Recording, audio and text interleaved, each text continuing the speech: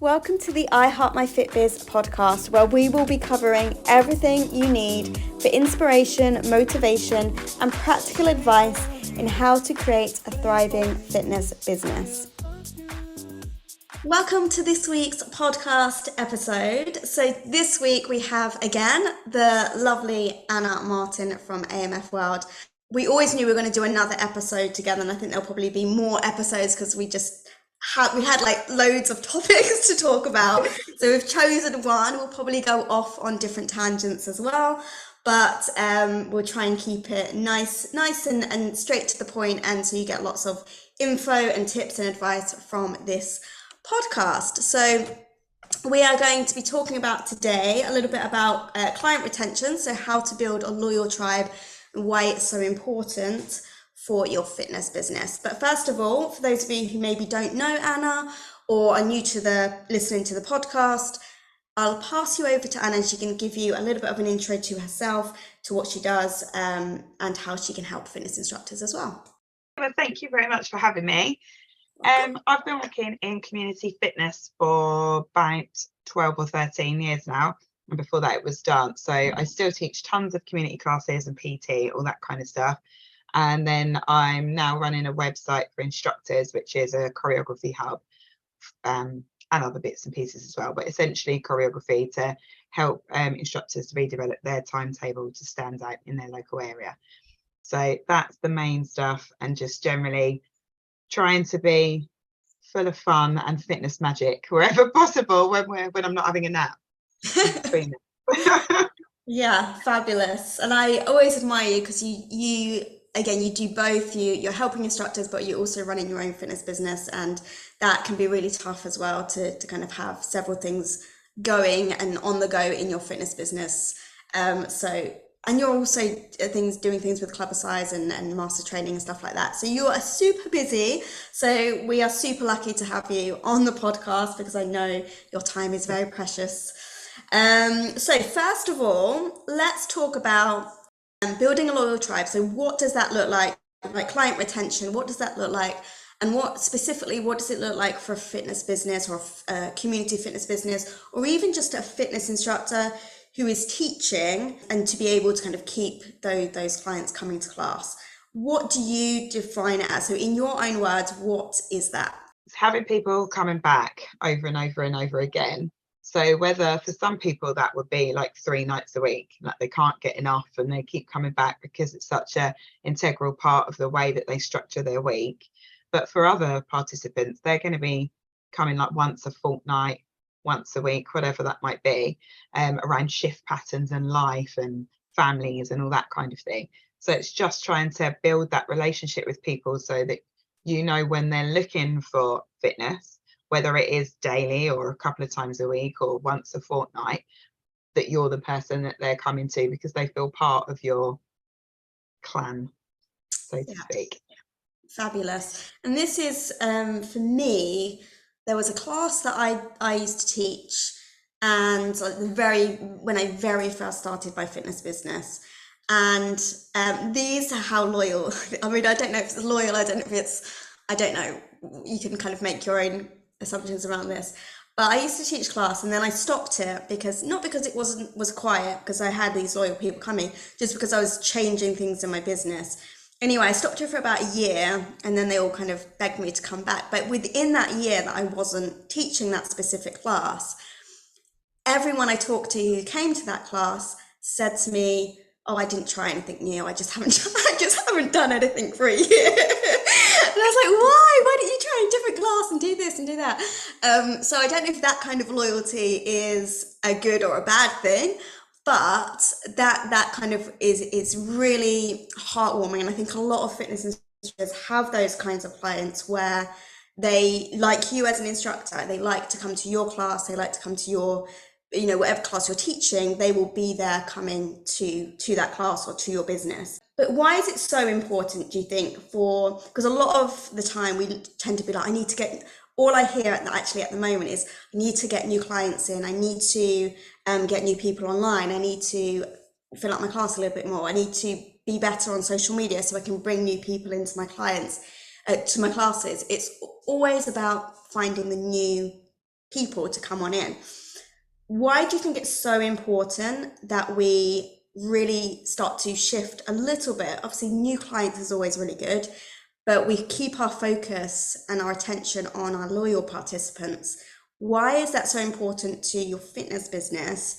And why is it so important to your income as well, and to your sales and everything like that within your fitness business? And I think that's the key really in the last part of your sentence, is that if you keep every single person who walks through the door coming back, then you don't have to spend any money on advertising. You don't really have to put any effort into advertising, and you don't have to worry about getting new people in, because you've already got a consistent client base that are there to both contribute to your community and have that vibe and energy that you want to have, but also to keep your income consistent and your profit margins where you want them to be.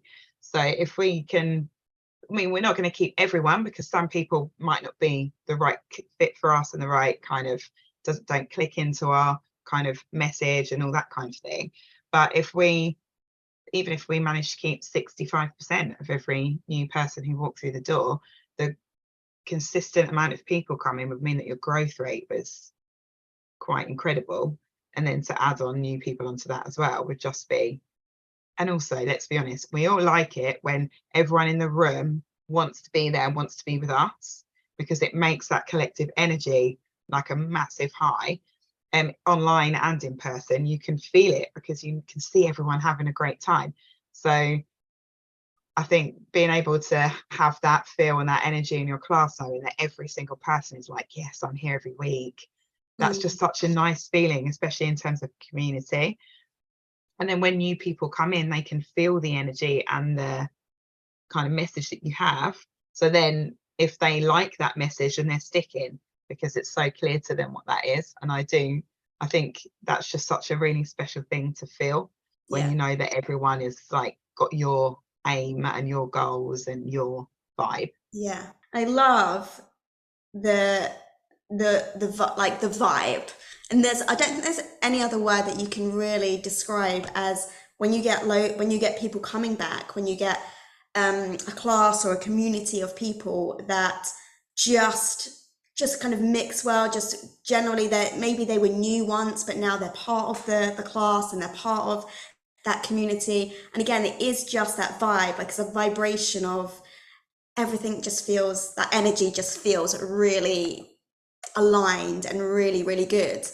So in what ways is that like a almost like an X factor that a fitness instructor has, or is it something that you can give advice on as to how to create that kind of energy and create that kind of community and create that loyal tribe? Like, what tips and advice would you give to fitness instructors, fitness business owners, to try and create that? So in terms of the vibe, I think the most important thing is to be as much of yourself as possible, because obviously there's a degree of limit in terms of like professionalism and stuff like that, but we generally want our essence to be who we are. So that the message that we're putting out when we're teaching, when we're talking to people with our social media or our emails or whatever it is that we do, we want people to be able to really see who we are, so that they know if they're going to fit in with the way that we do things and like our energy and stuff. And once you can communicate that, and a lot of that is just by the way that you deliver your class, and then it connects with people in a way that they want to see. A lot of that is, I think, where how the vibe comes down to, because it means that you're kind of spreading your message amongst the people that are coming, so they really feel the things that you're passionate about. I think there's lots of logistical things that we can do to improve client retention, but I think in terms of the vibe, that's definitely like the starting point. I think it's just to find out who you are and what you really want from your classes in terms of what you want for your clients, and the kind of atmosphere and message that you want to have. The kind of classes you want to offer also show that, because whether it's, if you want a really hardcore boot campy style vibe, then you're going to go down that route with classes and with your energy and that kind of thing. And then vice versa, if you want something a little softer or a little bit different. Yeah, I think that's really important as well. Not to get disheartened if you do get somebody new and they don't quite like your style of teaching, or they don't quite like the style of the class or how you teach it, because it just might mean that they aren't kind of gelling with that vibe, and they need something slightly different from that another instructor can easily create that vibe for them. So I think it's really important to not get disheartened when somebody new comes and they maybe don't come back. And I think Yeah. I know I used to, and I still do, I overanalyze those people who haven't come back. And I'm like, what did I do wrong? Like, why didn't they come back? You know, is it something that I could have changed? But actually, sometimes it's literally just because another instructor has a different vibe that they would prefer. It has Yeah. nothing. It's not like a personal thing. It's literally just a like a preference, really, isn't it? Yeah, I think the vibe definitely comes down to, and another thing as well. And again, I don't know about you, but sometimes when I get somebody new in class, I always have to be like, tell myself, like, Charlotte, just be yourself. 'Cause it's almost like I'm trying to almost impress that new person. And then I become a different person. And then that almost kills the vibe sometimes of like the energy that I'm usually giving, because I'm trying to focus on pleasing that person that comes in. So it's really focusing on allowing yourself to be you and get your energy out there, even if you've got new people coming in as well. I was going to ask a question then, but I've gone off on another tangent and I can't remember what the question was that was linked to that, but it'll come back to me, I'm sure. So, what are the practical things then that people can start to do to create that loyal tribe and to get people coming back? And is there things that they can do in terms of like offers and things like that to actually get people returning? Because again, it might be that somebody tries a class once, but maybe you were having a bad day, or maybe they were having a bad day. So it's not until they come back several times that they actually get the vibe and get that sense of, oh yeah, no, this is the class for me. So what are the practical advice and the things that people can implement that you would recommend to create people just coming back? Not necessarily feeling the vibe, or but just literally coming back to your business. So I think that it starts with the process before they even book the first time. So if someone's anxious or nervous or feels really out of their comfort zone, we want to create that atmosphere before they even get there, so that when they come in, they're already feeling somewhat positive towards us, rather than coming in thinking that they're probably not going to like it. They didn't really want to come anyway. Yeah. So we want to kind of create that atmosphere before they get there. So I think massively on that easy way to book or locate the class if someone's doing drop in or whatever, but an easy way to book and venue instructions. So that the worst thing for me ever as a person going to somewhere new is not knowing where I can park my car or how I'm going to find the room, because I don't want to be that person that walks in 30 minutes late, even if it's to a lecture or something like that. So it's the little instructions that can just make people start to warm to you already. And I always send out a message via my booking system to say, hi, we've got a few new people tonight, just letting you know. Don't forget, it's in this hall. This is how you find it. You can park here. You can fill your water up at this venue, or one of mine has only got a water fountain in the playground, for example. So I'm like, make sure you bring a full bottle of water because it's a bit of a mish out to the water fountain. Just little things so they feel like they're, oh, okay, so she does care that I'm coming.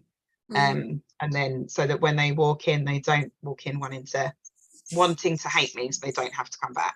mm, Because then if they're nervous, that's going to give them a really easy way to say, oh, I tried it but I didn't like it. And then I think you're welcome when they come in the door. So I try to go around to talk to everyone, and my front row crew, I am really lucky in that they know how important it is for me that new people don't feel like they're not in the gang, because I mm. also can understand that that is really nerve-wracking for people if they think everyone knows each other. So there's probably about 6 or 7 of my lot that know as soon as someone walks in the door they don't recognise, they're going to go over and talk to them. Mm. So they'll make a beeline for them and introduce themselves and say hi and all that kind of stuff.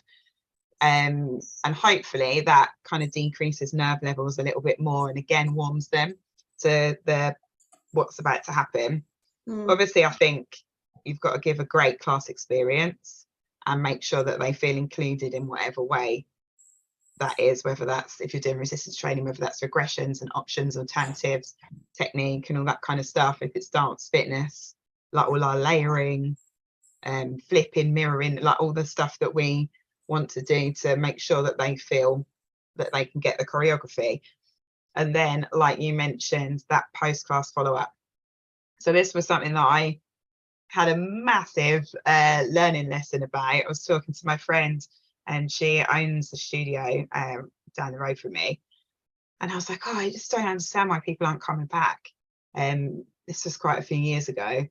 And she just said, well, what are you doing about your post-class sales?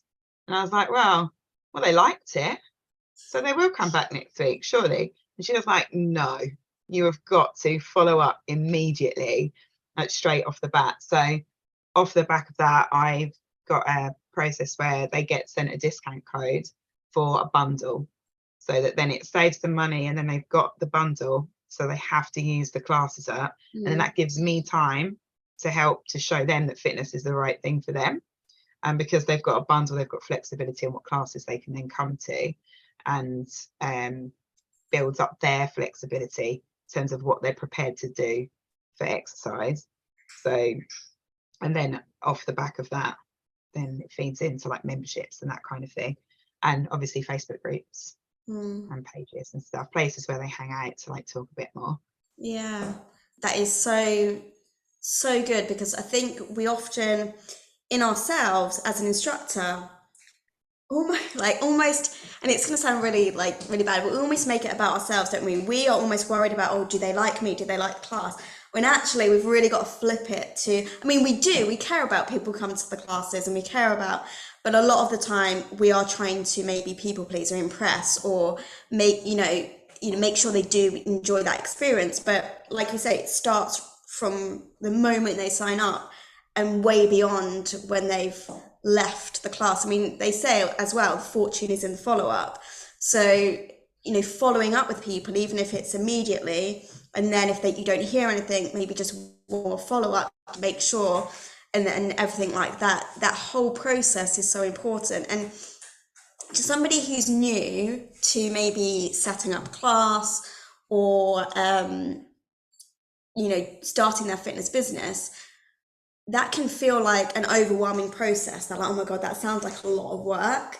But there's a lot of things now, like say booking systems, you can kind of automate a lot of the, like I say, the emails that you send out to people about the venue and everything like that.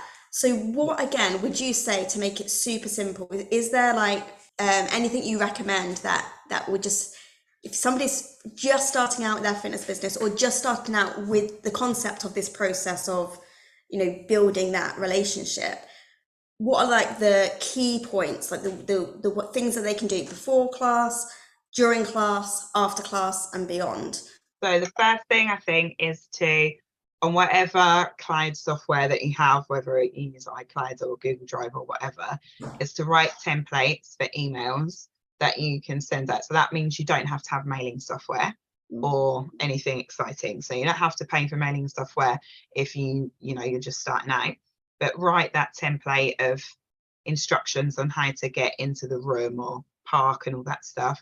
Write that follow-up email template, whether it's oh, it was so lovely to meet you tonight, you did really well, I loved your energy, can if you want to come again, and you're doing a class pass instead of using a booking system or whatever, if you come in, and next time I'm going to give you a class pass or a voucher for your friend or whatever, like some kind of thing that you can just do really manually, or offer a discount and put them on a list or something like that.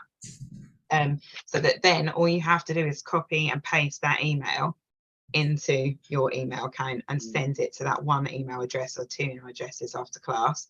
And I would always personalize each email and send it individually, rather than to like 4 new people at a time. Obviously in mailing software that would be automatic, because it would automatically personalize, but this is like to save money when you're starting out.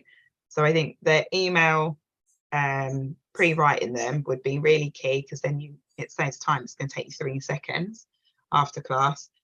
And then the welcome on the door, and in whatever way that you have to go around and talk to people, is just getting over it. Because I do remember what I felt like when I first started teaching, and I thought, why would they want to talk to me? And I was the teacher, and I would think, like, is it really patronizing that I'm going over to say to them, ask them how they are, or have they done a class before? I felt like they would be, of course I've done a class before, why are you talking to me? Yeah. And so I was really nervous to do it. But I think once I sort of got in my head that it wasn't anything to do with me, and it didn't matter if they didn't want to talk to me, I just had to make sure that they were okay, and that they were up for it, and that they didn't feel nervous and stuff before they started. So, like you said, it does, like, at the beginning, it feels like, oh my God, like everyone, I really hope they like me. I hope I'm okay, and blah, blah, blah. But actually, it's not about us. As long as we do an okay class, it's just about them, and trying to make sure they feel comfortable. That was follow up, pre-class, during the class, obviously. Again, just trying to make sure that it is about them, but not necessarily directly. Yeah, I was just going to say, because like there is that thing of like, oh no, she put too much attention on me in class. I'm never going back to that class again. Yeah. So it's that balance, isn't it? Yeah, definitely. I think because I do lots of resistance classes, obviously it is directly about that one new person, because they're lifting a barbell. So I've got to make sure that that person is 100% confident with what they're about to do. But I try to create a environment where the other people might be going, Hannah, can you check my back for me? And it will sort of, so that then the next it's like the person, norm, like to to go over to individual people. But I think, in dance fitness, that would be a whole other ball game, wouldn't it? I think dance fitness, when you get new people to dance fitness, they're like, I'm just going to be at the back because I'm not coordinated. I'm just going to do, and it's a lot more challenging. I think actually dance fitness, people think it's almost like a Mickey Mouse class, but I think it's one of the hardest classes to teach as an instructor, because there's so much to think about, and you can't, again, go over and individually correct, because obviously there's a flow to a dance class and to a routine. But that's good advice in terms of the balance between really focusing on them and bringing your attention to them and making sure they do feel welcome and noticed, but not spotlight on them and point them out. Yeah, brilliant. So we've talked about the whole process of a class, people coming to a class. Now, you said about you have your tribe, and you have those people who know when a new person comes in, they go over to them and start chatting. And I think that's really what's kind of stuck out to me from this, actually, because you can use your tribe and the community that you have to actually help you. And also that makes them feel special. So if you go over to the people who always come to your class and say, do you know what, I've got some new people coming today. Would it be okay if you make sure that they are okay for me? Because I'm going to keep an eye on them, but I am teaching. So would you, and they kind of feel special for doing that. They feel like, oh, I'm like a seasoned person of the class, and they feel like a VIP member of your class, because you've asked them to do something within the class. So is that something you specifically do, or is that something that's just naturally occurred with the tribe that you've created? I think I'm quite lucky in that they're very keen to have that community feel, and I think they all know that how they felt the first time they came. So I am lucky that I think they still remember that, and then they want to try to make sure that people feel great. But I do ask them.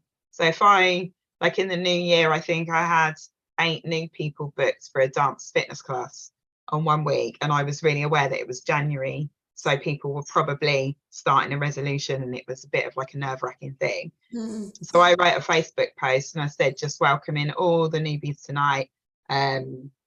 if you've been coming for a while and you see a face that you don't recognize, if you can like make an extra effort to go and say hi, because it is the first week for lots of people and they're going to feel really nervous.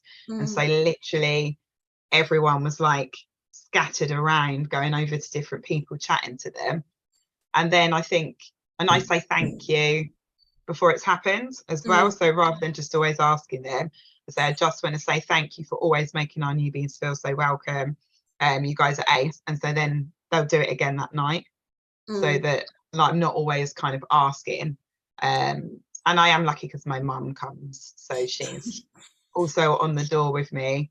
Yes. So that's quite nice because then I think they see two different ages and a lot of people feel quite comfortable. So if you do have people sort of in your front row crew who like come to everything and they're like a variety of ages and stuff like that, I think that can be really nice because then everyone can see someone that they think, oh, Mm. it's okay. Like my mum's 71 this year. So they'll look and they're like, oh, she looks a bit older than me. Like she's doing it. I must be okay, kind of thing. Yeah, And yeah. it makes them drops down a barrier again. So it can be really helpful to use the people that you've got for sure.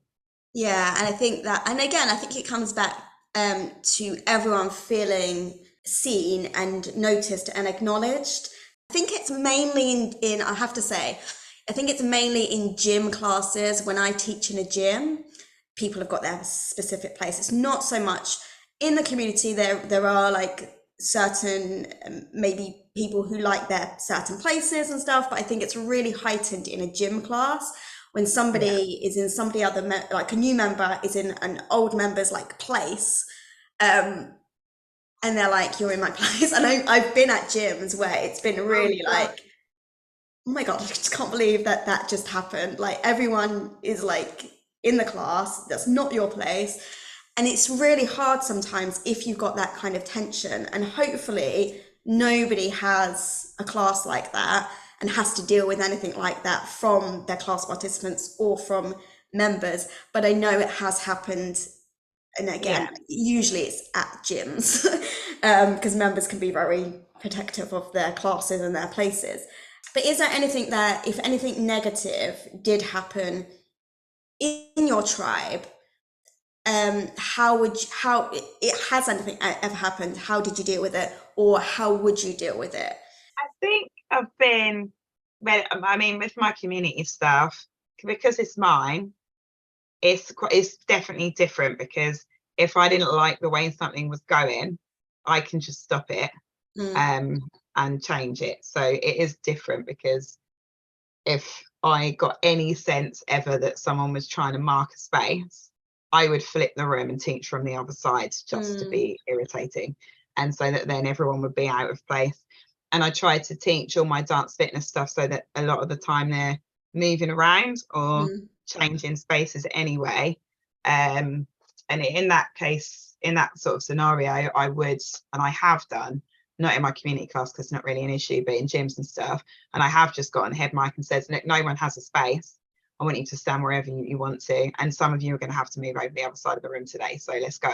Otherwise, we're going to start late and just mm. get them to shift over because, and some people have like a side of the room as well, don't they, that they Yeah, want to stand on. And then if other people from the other side of the room are missing, it's like half empty one side and really ramming on the other. And you're like, right, come on. So then I just like, I do my hands and move them all over.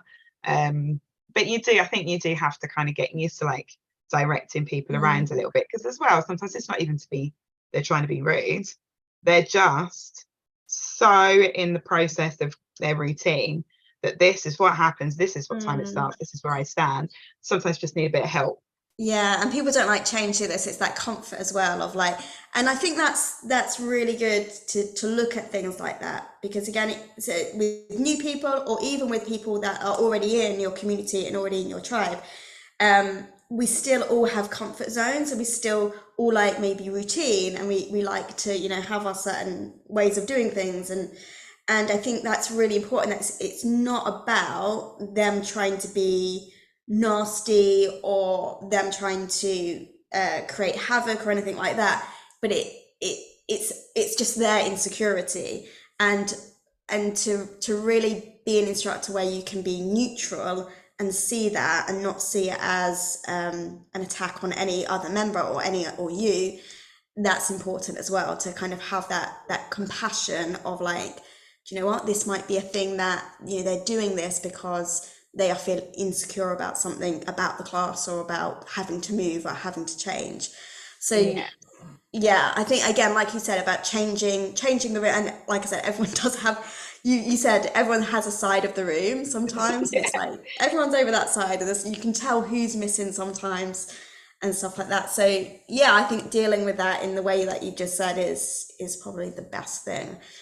So let's talk about a little bit about AMF World and how this can help with client retention, building your tribe, and creating that loyalty and those recurring customers and clients. For me, I've always taught kind of big brands on my timetable, and they've always been quite busy and quite consistent. But I definitely find, I mean, where I live, there are, I don't know, probably about, in just in the town that I teach in, there's probably, I mean, over 15 different community fitness instructors just in the one town, and then 3 gyms, large gym chains within 1 mile of the hall that I teach in. So it's really dense with places that people could go. So the freestyle side of what I do is what makes my timetable stand out. So whilst larger branded classes might get the Google hits in terms of when people are just thinking, what name do I know? I need to go to a fitness class. What name do I know? What have I most recently seen on the TV? That might start their Google search, but then when they look into other things, then they're seeing different things on my timetable that maybe stand out to them that they also know they need to do, but they didn't know the word to search for. Mm, So that's why really that I started the whole of the AMFL fitness library, was because quite often if someone's searching for something and there's 15 of you in the local area teaching exactly the same thing, it can be quite difficult to then stand out. So mm, having freestyle classes that you can create either to spice up the branded concept if you're allowed to, or to add in like bolt-on classes before or after what you're doing, can really make the thing that you're offering a complete fitness solution to someone, rather than just that one-off class that they maybe go to like once a week or once a mm, fortnight, which is also great. But now if they're seeing other things come on that plug in, so for me it's resistance training, but for someone else it might be like a flow style class or yoga or stretch or whatever. I don't know, hill running, who knows, mm. whatever kind of class that then feeds into their other stuff. Those classes for me have always been my high retention classes. So people might start in dance fitness and they might carry on doing it, but then they start to follow more people on Instagram about fitness and things like that. And then they're like, oh, I really want to lift weights. Well, then they can, because they can Mm. come and lift weights with me. So I guess it just depends on like the direction of your business. So that's basically what AMFRD is to have loads of freestyle stuff that you can just go, do you know what, I really want to add on combat. We've got loads of combat stuff. Or I really want to do boot camp. We've got boot camp plans. I really want to do Mm. resistance training. Here's like, oh yeah, abs and ass choreo or whatever it is. So yeah, it's just thousands of videos now that of stuff that you can put however you want to, wherever you want to. Yeah, I So think that's good as well, because I think we started pretty much in the industry at the same time. But yeah, um, again, around that time when I started my community fitness business, I think about a year before I started a branded format, but about a year before that, I was just doing a freestyle, like a legs, bumps, and tums, or whatever. I did my exercise to music, so I was trained in like freestyle stuff, and I just did like a legs, bumps, and tums class. And then all of a sudden, I'm just going to say the brand, Zumba came out, and everywhere was like Zumba.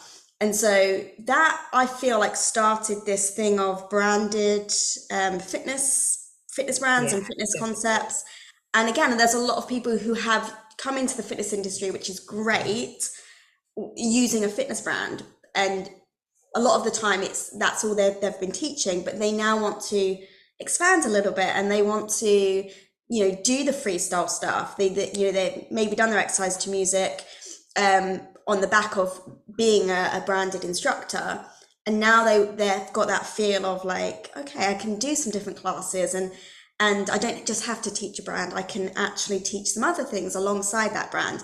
I think, like say, brands are really, really amazing and Yeah. important for the industry as well.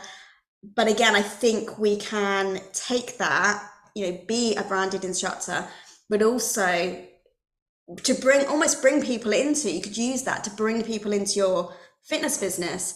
And then once they've come through that brand, you can say, I also do these classes, which is, your freestyle stuff, and get them into doing lots of different things. And I think that's that journey, isn't it, of somebody who's new and then comes in and then again becomes part of your tribe and your community and becomes that loyal participant and customer. And I think AMF World is so amazing because I think there isn't, we're coming out the other side, I think, of fitness brands. And I think a lot more people want to teach their own style. They want to have the choreography, but also the knowledge as well to be able to teach their own formats. Yeah. Oh my God, my question is gone again. So on that note, oh, I was going to say, so and I'm pretty sure this is in AMF World where they've got the classes and the knowledge to be able to add variety, but also different levels, like helping people with their technique, which again can be huge in when they get somebody new, and to guide those people with the correct technique, the correct alignment, the correct way of doing exercises without again pinpointing those new people and making them stand out. So tell us a little bit more about that side of AMF World. So part of the fitness library, where the majority of the choreography is as well, I spent a lot of time filming variations and technique videos of tons of different exercises, ones that fit with like an ETM style workout, as well as stuff that you might do in like more of a reps and sets kind of resistance training, because the ETM or group training to music has shrunk in terms of contact days over since I did mine. And even when I did mine, I think we had 4 or 5 weekends, both days. And now I think, is it 2 weekends, 2 Something days? like that, So yeah. it's shrunk down, the contact time has shrunk a lot. So it's still it is a fantastic course and you get such a breadth of knowledge. But whenever you finish any qualification, unless you're using it and practicing and learning more stuff, there's still like a way to go in terms of developing your own confidence, delivering stuff. So that is kind of the gap that we wanted to step into, in that people want to, if they want to be able to deliver like LBT or like Booty Blast or whatever, but they don't feel like they've got quite enough variations or coaching ideas, then they can go through the technique section of our fitness library and listen to the hints and tips on correcting form. And even things like tempo variations or stance variations. So they're like, I need a new exercise, I don't want anything too funky, I'll let slight stance variation. So, and then that would like adding that bit of extra for the clients without making it too challenging. Because in a dream world, I just think every instructor would leave, to go teach brands, teach whatever you want, but have that confidence that if you do want to do freestyle classes as well, or instead of that, you have the ability to do that because you have the knowledge. So that's kind of the gap that we wanted to step in. Yeah. And we can be anything. You can teach the stuff standalone if you want to, call it dance fit and go off and do it, or you can just use us to plug in, rather than it having to be like strict rules about what you can and can't do. Because whatever makes people happy is what fitness should be. So whatever your clients want and whatever you want to teach, that's the magic, isn't it? That's what makes us all different from each other, which is great. Absolutely, yeah. And I think we talked, I would put the link to our other podcast as well, episode, because I think we talked a lot more about that in that episode. But I love that because we talked a lot in the last podcast about when you're new as an instructor, when you've just qualified and you're almost just expected to go and teach. And again, if you haven't got that branded format to kind of just follow and do the class, and you're making up your own stuff, or it's really hard as a new instructor, and I think even a seasoned instructor, to, because you never know what you're going to come, you never know who's going to come to your class, you never know what kind of technique people have got or what you might come across. So I think it's really important that we always are trying to learn that knowledge and trying to improve as instructors. I don't think there's an end to learning as an instructor. And I think if you've got a library of things that you can go to and be like, oh my gosh, I've never had this in class before, and I want this person to feel welcome, but maybe a form is off, or maybe she needs a different alternative, and you're not sure what that is. You've got that to go to actually find that out. And I think it's not for new instructors. I think it's for everyone, because we always have maybe regulars come into classes. We've got our tribe. We know their, I don't want to call them weak points, but we know what variations they need. But when we get new class participants in, that's when it can be like, oh, I've never come across this before. I've never needed to have that variation before. But having that resource there is so important, isn't it? Yeah, definitely. And I think because I do a lot of weightlifting myself, I think I've spent so long watching Instagram videos, YouTube videos to find ways to, and variations and ways to improve things, and to understand squat stance and like ankle angle and all that kind of thing. And I was like, well, actually, a lot of this, when I'm watching it, does relate to Group X, but perhaps watching a 20-minute video on squatting from a rack wouldn't necessarily be a great use of our time. So I wanted to try to condense it down so it was directly related to Group X and the stuff that we see in our studios and our halls and things, rather than having to sit there, learning about how best someone could power lift or whatever. Yeah. And actually make it related to the way and the things that we teach in our situations. Absolutely. Yeah, because again, it's so different when you're teaching a group compared to like one-to-one, or doing personal training or anything like that. Group, and I think we said this on the last podcast, but group exercise is such and like people underestimate how hard it is and how much we need to know to teach a class and to have an eye on everybody and to know all the variations. And there's no harm in having a backup like AMF World and a resource like AMF World under your belt.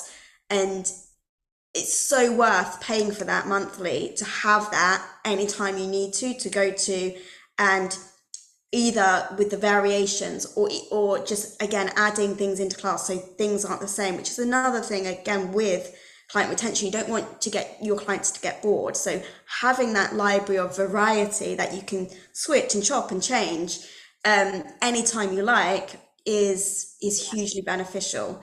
Absolutely love AMF World. I absolutely love what you've created. It's something, and I know there's business things in there as well. So just give us a little bit of what kind of business things are in there at the moment. We do bits and pieces to kind of help people, for predominantly with their community classes, in terms of like generating new leads and trying to things like client retention, like all the stuff that we talked about today, and getting organized from like a community perspective in terms of like running booking systems and what kind of bits and pieces of other software might come in handy, like Canva and all that kind of thing. So it's all the little bits that we all have to club together in order to make our fitness business work for us. And so it's like general business support, but with like that main focus on. Brilliant. And again, I think coming out of the pandemic and coming back to community fitness and bringing that back to life, I think so important to have that knowledge there as well to help with that, because I think a lot of people have struggled coming out of lockdown, coming out of the pandemic, to really get things going again. We're always focused on those newbies coming in, and that is important. I think they go hand in hand, but again, if we start to focus on who is coming and the newbies that are coming in, starting that process and that journey that we've talked about today, that's going to be huge in getting them to come back again and again and again. So any last thoughts or anything that you want to add to the end of this podcast to help anyone out? I think you've said like literally gold dust, dynamites here in this podcast, but is there anything else you would love to add? just to remember that what you do and who you are is the key thing, that you're awesome, and keeping with your own vibe and the way that you want to do things might sometimes make you feel that you should be changing the way that you do things because you want to do it more like other people. But actually, all of your magic comes from being and teaching the way that you are. We can always up our skills, obviously, and that's great. But our message and our ethos and our vibe is all of the stuff that's going to make people want to come and, I was going to say touch us, but that just sounds really bad.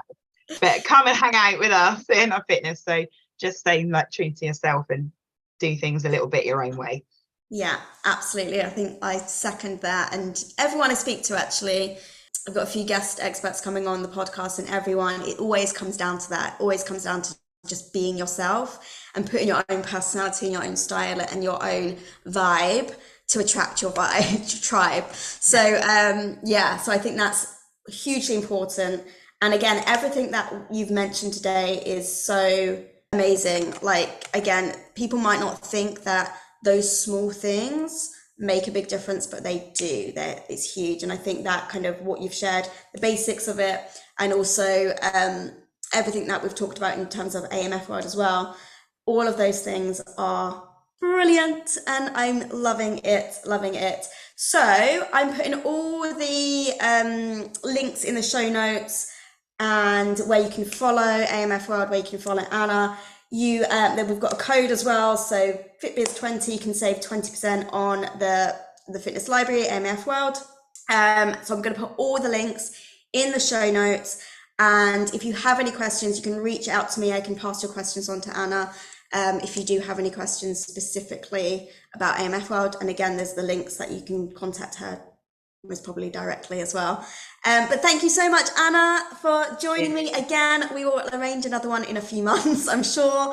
Thank you for joining me. Thank you for joining me and listening to this podcast episode. If you found anything interesting, inspiring, motivating, useful, or just something that you're going to implement from this podcast episode, then please reach out to me and let me know.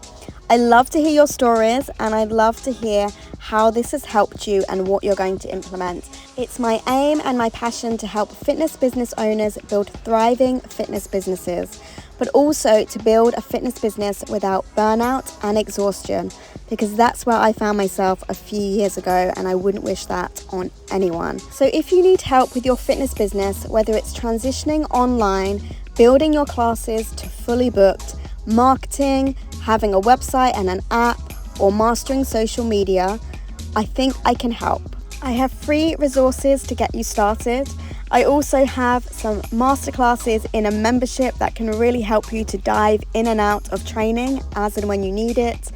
And I also have the Ultimate Fitness Business Academy, where you literally have everything, as well as full guidance and full support from me and my eyes on your fitness business. So I can really give you advice and feedback, and we can create a personalized fitness business that not only feels good and aligned with you and what you want to create, but is also successful, thriving, and profitable. All the links to these are below, and please reach out to me if there's anything else that you need or you want to see on the podcast.